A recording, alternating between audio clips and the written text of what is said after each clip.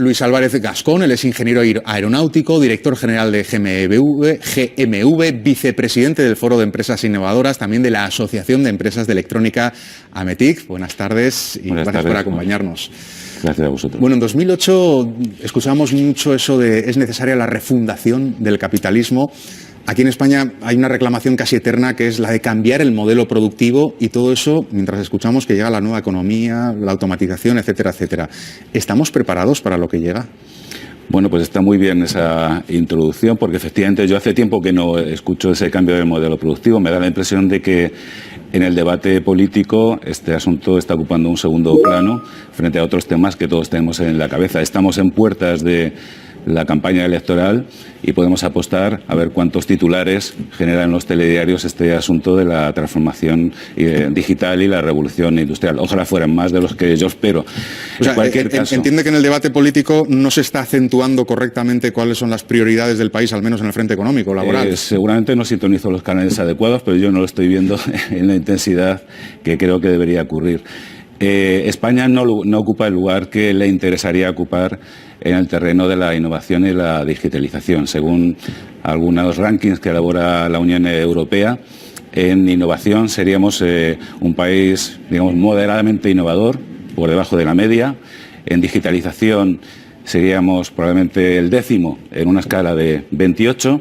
Y si pensamos en un marco más amplio, el que hace poco analizaba el World Economic Forum, estaríamos en un puesto 26 de un ranking de 140 países. O sea, aquí ya veo una especie de contradicción. Somos la 5ª economía europea, la 4ª si se va a Gran Bretaña, pero en la parte de innovación estamos mucho más abajo. No corresponde a nuestro poder económico en ese sentido. Efectivamente, eso es una paradoja que está identificada y que deberíamos dar la vuelta. Además, las claves, por ejemplo, de este análisis del World Economic Forum están identificadas y se prestan a una acción política. Por eso hablaba de la conveniencia y la necesidad de situar este tema de la transformación económica del país realmente como una prioridad en las agendas políticas de nuestros partidos y idealmente ser objeto probablemente de un pacto de Estado alrededor de este tema. Un pacto de Estado que exigiría, entiendo, también tener en cuenta el frente de la educación.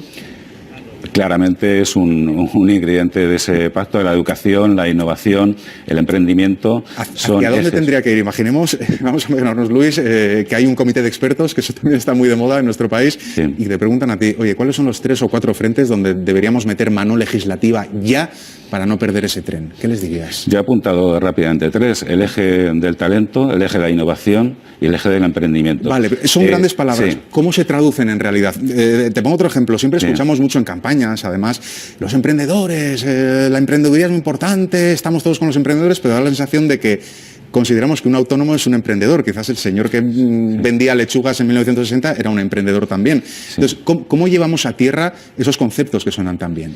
Efectivamente, el concepto del autoempleo no ocupa el espacio que realmente es emprendedor, idealmente tecnológico, que aprovecha la revolución tecnológica en la que estamos inmersos, debería ocupar. Yo creo que debemos convertir a España en un sitio donde hacer negocios sea fácil, que las empresas puedan prosperar, eliminar barreras administrativas. Realmente sería una aspiración europea, que podemos disfrutar de un mercado único, en fin, con una mayor transparencia fiscal, distinto tipo de regulación, de todo tipo laboral. Si al empresario innovador se le dan facilidades, empezarán a ocurrir cosas aquí con mayor intensidad, como ya están ocurriendo en otras geografías. Bueno, a la hora de cómo es la actualidad política, nos obliga a hacer un pequeño paréntesis por una noticia de última hora que nos llega de la Junta Electoral Central, que ha decidido rechazar las alegaciones que había presentado el presidente de la Generalitat, Quim Torra. Seguimos con la entrevista. Parece que hay otros temas que se ponen por delante de la transformación digital. Efectivamente. Me hablaba de los distintos retos que existen. Somos un país que está en la Unión Europea. Escuchamos hablar mucho de Google, de Alibaba, de Amazon, de Facebook. Las grandes empresas europeas ni están ni se les espera. No va a haber un Google europeo nunca, ni un Alibaba europeo. ¿Hemos perdido ya esa batalla? Hay que seguir dándola y además el problema no es que no solo existan grandes plataformas digitales como las que acabas de poner encima de la mesa, sino que tampoco existen grandes líderes industriales. La pregunta es por qué, y realmente es una pregunta que se está haciendo Europa. A ver, yo sin quitar un ápice de mérito a los emprendedores, que hay detrás de esas empresas, porque hay que recordar que hablamos de corporaciones que no existían hace 25 años, son empresas realmente de nueva... El mito de que empezaron en el garaje. De nueva creación, algunas de ellas, efectivamente. Hay factores estructurales que ayudan a que eso ocurra en Estados Unidos y en China. Hay varios, pero yo destacaría sobre todo la existencia de un mercado unificado, un mercado grande e inmediatamente accesible a esos emprendedores que además en estas geografías cuentan con un respaldo financiero más importante que el que consiguen los emprendedores europeos.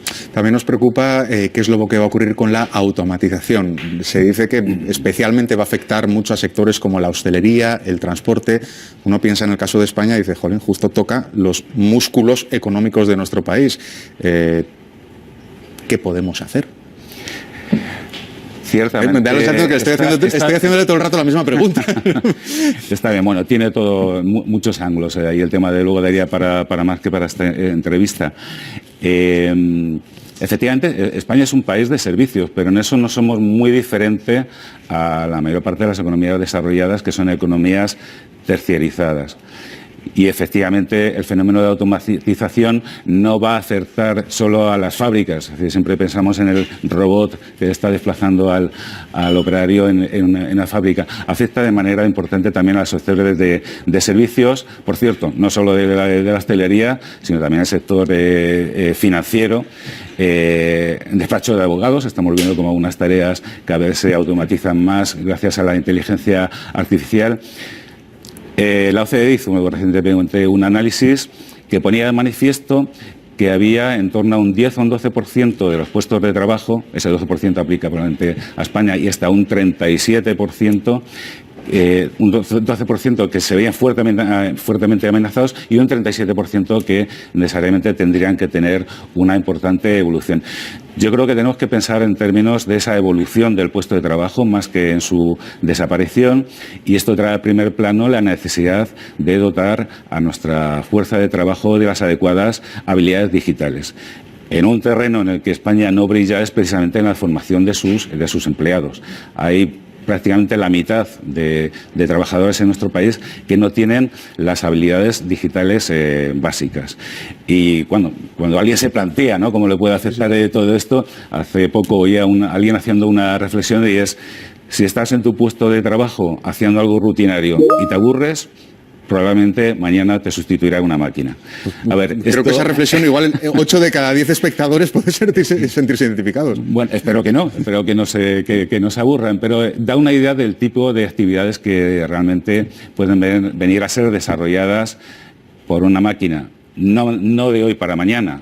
Estos análisis hablan de un escenario de evolución de aquí a un par de décadas, contando además con que hubiera, digamos, la necesaria capacidad financiera para hacer esa inversión en tecnología.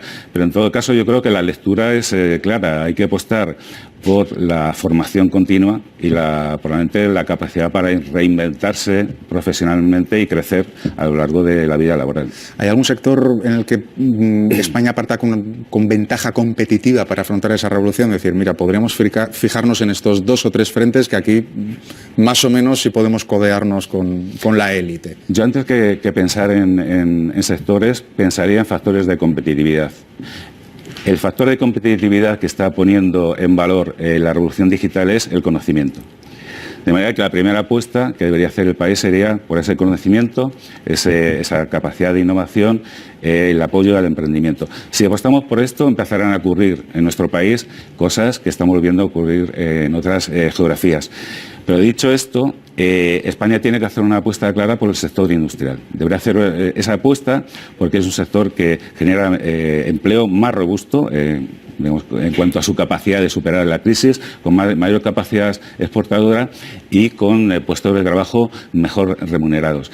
Evidentemente hay sectores que brillan en nuestro país dentro del sector industrial. No podemos dar la espalda a esa capacidad que tenemos en el sector aeroespacial, en el sector del automóvil, sectores tradicionales, incluso como el agropecuario.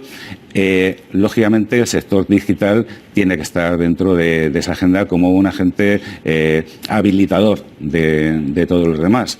Pero pensando incluso más allá, España tiene uno de sus puntos fuertes en su sistema de salud, en el sistema de salud, que es un factor también, digamos, de atractivo para nuestro país. Creo que podemos poner en valor ese sistema de salud en unión con la ciencia para potenciar una industria de salud y asistencial en un país que tiene graves retos demográficos y asistenciales. Y para conseguir todo eso, estamos ya en la parte final de nuestro tiempo. Usted propone una fórmula que es: creemos ecosistemas en los que el capital vaya al emprendedor y el emprendedor al científico. Capital, emprendedor, científico. Me gustaría pedirle un ejemplo de cómo se consigue eso, un caso práctico. Bueno, efectivamente, innovación es conocimiento en acción. Y cuando hablamos de ecosistemas, hablamos de poner juntos a todos estos actores. Faltaría uno más al final, que es el mercado. Es decir, una startup tecnológica no llegará a convertirse en uno de esos grandes campeones digitales si no consigue triunfar en el mercado. A ver, yo he tenido la suerte de vivir en mi empresa, en la empresa en la que trabajo, ese fenómeno de desarrollo y de crecimiento basado en el contenido tecnológico, en un proyecto que nació en los años 85, en el 84, gracias precisamente a políticas públicas de apoyo a la innovación, creando un acceso a un mercado altamente exigente, que es el mercado espacial, y que nos ha permitido a lo largo de estos años convertirnos en una multinacional con proyección global y con liderazgo en muchos campos.